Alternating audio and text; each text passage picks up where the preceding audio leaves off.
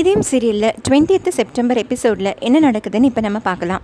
இதயம் சீரியல் பற்றின அப்டேட்ஸ் தெரிஞ்சுக்க என்னோடய சேனலை சப்ஸ்கிரைப் பண்ணி வச்சுக்கோங்க. இப்போ ஆதியும் தமிழும் இப்போ சென்னையில் இருக்காங்க. ஸோ தாத்தா பாட்டிக்கிட்ட பேசிகிட்டு இருக்காங்க. அப்போது உடனே இந்த பக்கம் மதுரையில் ஆண்டாள் கிளம்புறாங்க ஸ்கூலுக்கு. இந்த மாதிரி அலர்ட் பண்ணிவிட்டு நம்ம தமிழை இந்த மாதிரி உங்கள் அம்மா லஞ்ச் பேக் எடுத்துகிட்டு போக சொன்னாங்க, நான் போகிறேன், பட் எப்படியாவது ஸ்கூல் விடுறதுக்குள்ளே சேர்ந்துரு அப்படின்னு சொல்லிவிட்டு இவங்க கிளம்ப பார்க்குறாங்க. பின்னாடியே பாரதி கூப்பிட்றாங்க, ஆண்டாள் நானும் வரேன் ஸ்கூலுக்கு அப்படிங்கிறாங்க.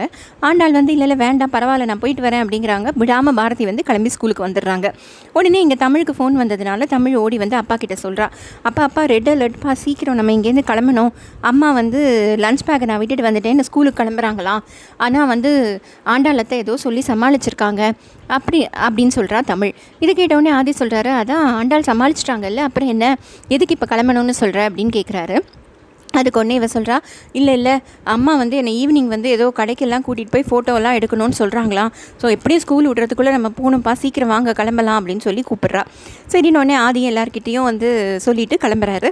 ஸோ இவங்க கேபில் ஏறி போகிறத அந்த அறிவு அம்ச அந்த அடியால் பார்த்துக்கிட்டே இருக்காரு. பார்த்துட்டு உடனே அறிவுக்கு கால் பண்ணி சொல்கிறாரு, ஸோ அந்த பாரதி வரல, குழந்தையும் ஆதியும் மட்டும்தான் வந்திருக்காங்க, அவங்களும் இப்போ எங்கேயோ கிளம்பிட்டாங்க அப்படின்னு சொல்கிறாங்க. உடனே இதை கேட்டவுடனே அறிவு சொல்கிறாரு, சரி ஓகே அவங்களே ஃபாலோ பண்ணி போயிட்டு அவங்க எங்கே போகிறாங்கன்னு எனக்கு பார்த்து சொல்லு அப்படின்னு சொல்கிறாரு. ஸோ இப்போது ஆதியோட வண்டி வந்துக்கிட்டே இருக்குது. ஒரு 3 ரவுடிங்க வண்டியை வரிமடிக்கிறாங்க. டிரைவரோட சும்மா வேணும்னே சண்டை போடுறாங்க. அப்போ உடனே ஆதி புரிஞ்சுக்கிறாரு, சரி ஓகே இவங்க நம்மளுக்காக தான் வந்திருக்காங்க அப்படின்னு சொல்லிட்டு டிரைவர்கிட்ட சொல்கிறாரு, நீங்கள் இந்த பிரச்சனை உங்களுக்காக இல்லை எனக்காக வந்திருக்கு, நான் பார்த்துக்கிறேன் அப்படின்னு சொல்லிட்டு தமிழை நீங்கள் உருளைக்கிழங்கு செல்லக்குட்டி பாட்டு கேட்டுகிட்டே இருங்க, நான் வந்துடுறேன் அப்படின்னு சொல்லிட்டு இறங்கி போய் அவங்கள போட்டு அடின்னு அடிக்கிறாரு. அடிச்சுட்டு கடைசியில் அந்த ஒரு ஆளை பிடிச்சி சொல்லி அனுப்புகிறாரு, இந்த பாரு சும்மா என்னை அடிக்கிறதுக்கு ஆள் அனுப்பிச்சிக்கிட்டே இருக்கிற உங்கள் ஓனர்கிட்ட போய் சொல்லு, இதுக்கு மேலே சும்மா ஆள் அனுப்பிச்சாங்கன்னா அவரை நான் உயிரோடு வச்சு கொளுத்திடுவேன்னு போய் சொல்லு அப்படின்னு சொல்லி அமுச்சு விட்றாரு. ஸோ இப்போ இவங்க கேபில் போயிட்டே இருக்காங்க. போயிட்டே இருக்கும்போதே பாரதி ஆதிக்கு கால் பண்ணுறாங்க. கால் பண்ணோடனே ஆதி, ஐயோ உங்கள் அம்மா ஃபோன் பண்ணுறாங்க தமிழ் அப்படின்னு சொல்லிட்டு ஃபோன் எடுக்கிறாங்க. சொல்லுங்கள் பாரதி அப்படின்னு உடனே அவங்க தமிழை காணோம் ஆதி, என்னன்னே தெரியல, எங்கே போயிட்டானே தெரியல, வீட்டில் வேறு அழகரும் இல்லை அப்பாவும் இல்லை, எனக்கு என்ன பண்ணுறதுனே தெரியல, இந்த பேப்பரில் விளம்பரம் வந்ததுலேருந்தே எனக்கு ஒரே கவலையாக இருந்தது, இன்றைக்கும் யாரோ எதையோ அதை பார்த்து தான் என் குழந்தைய தூக்கின்னு போயிட்டாங்கன்னு நினைக்கிறேன், காலையில் ஸ்கூலுக்கு போனவ ஆனால் ஸ்கூலுக்குள்ளேயே வரலங்கிறாங்க, லஞ்ச் கொடுக்க நான் போயிட்டு இப்போ கேட்டால் ஸ்கூல்லையே இல்லை தமிழ், எனக்கு ஒரே பயமாக இருக்குது ஆதி அப்படின்னு சொல்கிறாங்க. உடனே ஆதி சொல்கிறாரு, நான் இருக்கிறச்சே தமிழுக்கு ஒன்றும் ஆகாது, நீங்கள் எதை பற்றியும் கவலைப்படாதீங்க, ஒரு 3 மணி நேரத்துக்குள்ளே நான் தமிழோட தான் வீட்டுக்கு வருவேன் அப்படின்னு சொல்கிறாரு. இதை கேட்டவுடனே பாரதி நான் வேணா போய் போலீஸில் கம்ப்ளைண்ட் கொடுத்துட்டோமா அப்படிங்கிறாங்க. அதுக்கு ஒன்று ஆதி சொல்கிறாரு, இல்லை போலீஸ்லாம் வேணாம், நான் பார்த்துக்கிறேன் பாரதி, நீங்கள் எதை பற்றியும் கவலைப்படாதீங்க, தமிழ் நான் இருக்கிற வரைக்கும் தமிழுக்கு எதுவும் ஆகாது அப்படிங்கிறாங்க. பக்கத்தில் தமிழ் உட்காந்து சிரிச்சுக்கிட்டே இருக்கா. அப்போ உடனே ஃபோனை வச்ச உடனே ஆதி கேட்குறாரு, ஒழுங்காக ஒரு லஞ்ச் பேக் எடுத்துன்னு வரக்கூடாதா, இப்போ பாரு உன்னால் எவ்வளோ பிரச்சனை பாரு எல்லாருக்கும் அப்படிங்கிறாரு. அதுக்கு ஒன்றே தமிழ் சொல்கிறா, இல்லை அப்பா நான் தாத்தா பாட்டியை பார்க்குற ஆசையில் லஞ்ச் பேக் எடுக்க மறந்துட்டேன் போல இருக்குப்பா, சரி அதான் நீங்கள் சமாளிச்சிட்டிங்கல்ல, அம்மாவுக்கும் உங்கள் மேலே நிறைய ஆசை இருக்குப்பா, ஆனால் எதையுமே வெளியில் சொல்ல மாட்டேங்கிறாங்க, கண்டிப்பாக ஒரு நாள் சொல்லுவாங்க பாருங்கள் அப்படின்னு உடனே ஆதி அப்படியே தமிழை கட்டிக்கிறாரு. கண்டிப்பாக நம்ம எல்லோரும் சேர்ந்துருக்கணும் அப்படின்னு சொல்கிறாரு. இந்த பக்கம் திருப்பி ஆண்டாள் தமிழோட மொபைலுக்கு கால் பண்ணுறாங்க. கால் பண்ணிவிட்டு, டேய் நம்ம மாட்டிக்கு போகிறோம், சீக்கிரமாக வா வீட்டுக்கு அப்படின்னு சொல்கிறாங்க. உடனே தமிழ் சொல்கிறா, சரி அத்தை நான் எப்படி ஒரு 3 மணி நேரத்துக்குள்ளே வந்துடுறேன் அப்படிங்கிறா. என்னது 3 மணி நேரமா, அவ்வளோ நேரம்லாம் வெயிட் பண்ண முடியாது, உங்கள் அம்மா அப்படி இங்கே காலில் வெந்நீர் கொட்டிட்டு அலைஞ்சிட்ருக்கா, போலீஸ் ஸ்டேஷனுக்குலாம் ஃபோன் பண்ணிகிட்ருக்கா, எனக்கு ரொம்ப பயமாக இருக்குது, நீ தயவு செஞ்சு சீக்கிரமாக வா, இப்போ எங்கே இருக்க சொல்லுன்னு கேட்குறாங்க. தமிழ் எனக்கு தெரியல, நான் எங்கேயோ இருக்கேன், ஆனால் ரொம்ப ஜாலியாக இருக்கேன் அப்படின்னு சொல்கிறா. சொன்ன உடனே இது பாரு ஜாலியெல்லாம் உரமாக வச்சுட்டு கிளம்பி வா அப்படிங்கிறாங்க. சரி வந்துடுறேன் அப்படின்னு சொல்லி வச்சிடுறா ஃபோனை. இப்போ அவங்க ஃப்ளைட்டு பிடிச்சி மதுரை வந்துடுறாங்க. மதுரை காரில் கூட்டிகிட்டு வரும்போதே பாரதி ஒரு பக்கத்து தெருவில் நிற்கிறாங்க. உடனே தமிழ் இறங்கி ஓடி போய் என்ன ஒரு 4 பேர் கடத்திட்டு போயிட்டாங்க, ஆதி அப்பா தான் என்னை காப்பாற்றினார் அப்படின்னு சொல்கிறாங்க. இதை கேட்டவுடனே பாரதிக்கு ரொம்ப கோவம் வருது. உடனே என்னது பார்த்தீங்களா, நான் முதலையே சொன்னேன்ல, இந்த பேப்பரில் ஆடு வந்ததுலேருந்து தான் எனக்கு அப்படியே வயிற்றில் நெருப்பை கட்டிகிட்டு இருக்கா மாதிரி இருக்குது, யார் எப்போ குழந்தைய தூக்கிட்டு போவாங்கன்னு எனக்கு தெரியல, எல்லாம் உங்களால் தான், நீங்கள் பண்ண பிரச்சனைக்கு இப்போ பெரிய காப்பாற்றிட்டு நிற்கிறீங்களா அப்படின்னு கோவப்படுறாங்க ஆதி மேலே.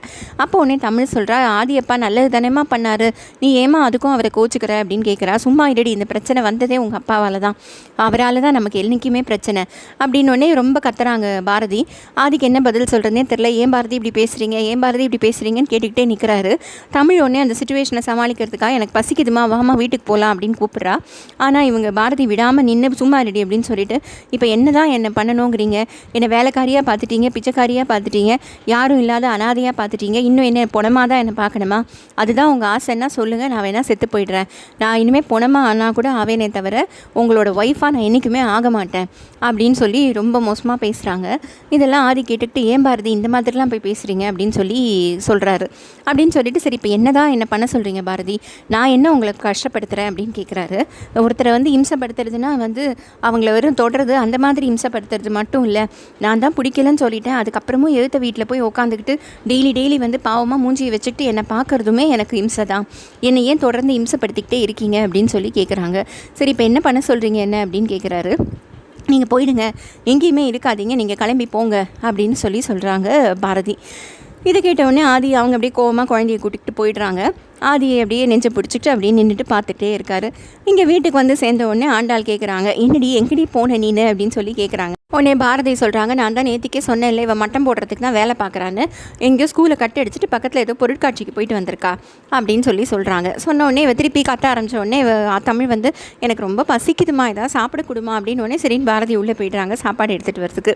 அப்போ உடனே ஆண்டாள் கேட்குறாங்க, நீ என்னத்தெல்லாம் சுற்றி பார்த்த, அவன் உன்னை எப்படி பார்த்துக்கிட்டான் அப்படின்லாம் சொல்லி கேட்டோடனே, என்னோடய அப்பாவை அவன் இவன்னு சொல்லாதீங்க, ஏய் உனக்கு இன்னும் அப்பாவாகவே ஆல்ரெடி அப்படின்னா, இல்லை நான் ஃபிக்ஸ் பண்ணிட்டேன், அவர் தான் எங்கள் அப்பா, அதனால் இனிமேல் நீங்கள் அவன் இவன்லாம் பேசாதீங்க, என்னை ரொம்ப கேரிங்காக பார்த்துக்கிட்டாரு, நிறைய என்னை சுற்றி காட்டினாரு, நல்ல அட்வைஸ்லாம் கொடுத்தாரு, அப்புறம் எங்கள் அம்மாவோட நான் சமத்தாக இருக்கணும்னு சொன்னார், அம்மா சொன்ன பேச்செல்லாம் கேட்கணும்னு சொன்னார், எனக்கு அவர் தான் அப்பா, இனிமேல் யார் சொன்னாலும் நான் எதுவுமே மாற மாட்டேன், ஆதி அப்பா அம்மா நான் எல்லாருமே ரொம்ப சந்தோஷமாக இருப்போம் அப்படின்னு தமிழ் பாட்டுக்கு பேசிகிட்ருக்கு. பாவம் ஆண்டாள் வந்து எல்லாத்தையும் கேட்டு, சரிடி நீ ரொம்ப இம்ப்ரெஸ் ஆகிட்டேன்னு தெரியுது, பட் ஆனால் எல்லாம் நடக்கணுமே, எனக்கும் ஆசையாக தான் இருக்குது, அப்படிலாம் நடந்து உங்கள் அம்மா சந்தோஷமாக இருந்தானா எனக்கும் சந்தோஷம்தான், சரி ஓகே பார்ப்போம் அப்படின்னு சொல்லிகிட்டே இருக்கும்போதே பாரதி எதோ கூப்பிட்றாங்கன்ட்டு அவங்க கிளம்பி போயிடுறாங்க. தமிழ் ஒன்றே சொல்கிறாச்சா, எத்தனை பேர்கிட்ட எவ்வளோ போய் சொல்கிறது, ரொம்ப கஷ்டமாக இருக்குது வாழ்க்கையே அப்படின்னு சொல்லிட்டு அது உட்காந்துருக்கு. இப்போ ராத்திரி ஆகுது, தமிழ் தூங்காமல் முழிச்சுக்கிட்டே இருக்கா. உடனே பாரதி வந்து கத்துறாங்க, இப்போ எதுக்கு நீ முழிச்சிட்ருக்க, பசிக்குதா அப்படின்னு கேட்குறாங்க. இல்லை எனக்கு ஆதி அப்பாவை பார்க்கணும் அப்படின்னு சொல்கிறா தமிழ். இதை கேட்டவுடனே பாரதிக்கு திருப்பியும் கோவம் வந்துடுறது. என்ன சும்மா ஆதி அப்பா, உனக்கு அவரை தான் ரொம்ப பிடிக்கும்னா நீ அங்கேயே போயிடு, நான் உன் கூட இருக்கவே மாட்டேன் இனிமே அப்படிங்கிறாங்க. அதுக்கு உடனே தமிழ் சொல்கிறா, எவ்வளோ உதவி அவருக்கு அவர் வந்து நமக்காக செஞ்சுருக்காரு, நீ என்றைக்காவது எதுக்காவது தேங்க்ஸ் சொல்லியிருக்கியா, நீ ஏமா இப்படி இருக்கு அப்படின்னு சொல்லிட்டு உடனே இறங்கி போய் ஃபோன் எடுத்து நேராக ஆதிக்கு கால் பண்ணிடுறா. ஆதி தூங்காமல் இங்கேயும் அங்கேயே அலைஞ்சுட்டுருக்காரு. அவர் உடனே ஃபோன் அடித்தோடனே பாரதி ஃபோன் பண்ணோடனே பயந்து போய் ஃபோன் எடுத்து, சொல்லுங்கள் பாரதி என்னாச்சு அப்படின்னு சொல்லி கேட்குறாரு. உடனே அப்பா நான் தான் தமிழ் பேசுகிறேன் அப்படின்னு தமிழ் சொன்னோடனே, சொல்லுங்கள் தமிழ் என்னாச்சு, பயமாக இருக்கா, தூக்கம் வரலையா, கவலையே படாதீங்க, அப்பா எப்போவுமே உங்கள் கூடவே தான் இருப்பேன், உங்கள் வீட்டு வாசல்லே நான் எப்போவுமே காவலுக்கு நின்றுட்டே தான் இருப்பேன், நீங்கள் நினைங்க, என்னை மீறி உங்களை யாருமே வந்து எதுவுமே செய்ய முடியாது, ஸோ தைரியமாக இருங்க, நீங்கள் 2 பேர் தான் என் வாழ்க்கையில் எனக்கு எப்போவுமே முக்கியம், எப்போவுமே உங்களுக்கு நான் பாதுகாப்பாக இருப்பேன். அது பொண்ணு வந்து ஸ்பீக்கரில் போட்டிருப்பா தமிழ், அதனால் இது எல்லாத்தையும் பாரதியும் கேட்டுக்கிட்டே இருப்பாங்க. தமிழ் தான் பேசிட்டு உடனே பாரதி கிட்ட கொண்டு கொடுத்து நீங்கள் பேசுங்கன்னு கொடுப்பா. பாரதி பேச மாட்டாங்க. பட் இது எல்லாமே வந்து பாரதிக்கு சொல்கிற மாதிரி தான் தமிழ் பாரதி கிட்ட வச்சுக்கிட்டு நின்றுட்டு இருப்பா ஃபோனை. அப்போ உடனே இப்போ நானும் அம்மாவும் பிரிஞ்சிருக்கோம், நீங்கள் நினைக்காதீங்க, கண்டிப்பாக நம்ம 3 பேரும் சேர்ந்து வாழ்வோம் சீக்கிரமே, அதனால் நீங்கள் எதை பற்றியும் கவலைப்படாமல் தூங்குங்க தமிழ் அப்படின்னு சொல்லிட்டு அவர் ஃபோன்லேயே நிறைய முத்தம்லாம் கொடுப்பாரு. அப்புறம் கேட்பார், என் பட்டுக்குட்டி செல்லக்குட்டின்லாம் கொஞ்சுவார் தமிழை. இதெல்லாம் முடித்தோடனே இவங்க அப்படியே இங்கே ஃபேஸ் ரியாக்ஷனில் சீச்சிங்கிற மாதிரி இவங்க மூஞ்சியை வச்சுட்ருப்பாங்க. அப்போ உடனே தமிழ் சொல்வா, எந்த ஆதி கேட்பார், என்ன தமிழ் இவ்வளோ வாட்டி நான் முத்தம்லாம் கொடுக்குறேன், நீங்கள் எனக்கு ஒன்றுமே திருப்பி கொடுக்க மாட்டேங்கிறீங்க அப்படின்னு சொன்னோன்னே தமிழ் வந்து, அப்பா நீங்கள் இத்தனை நேரம் கொடுத்ததெல்லாம் எனக்கு இல்லை அம்மாவுக்கு தான் அப்படின்னு சொன்னோடனே இவங்க ஃபோனை பிடிங்கி அணைச்சி வச்சுருவாங்க. ஆதி அப்படியே சந்தோஷமாக சிரிச்சுப்பார்.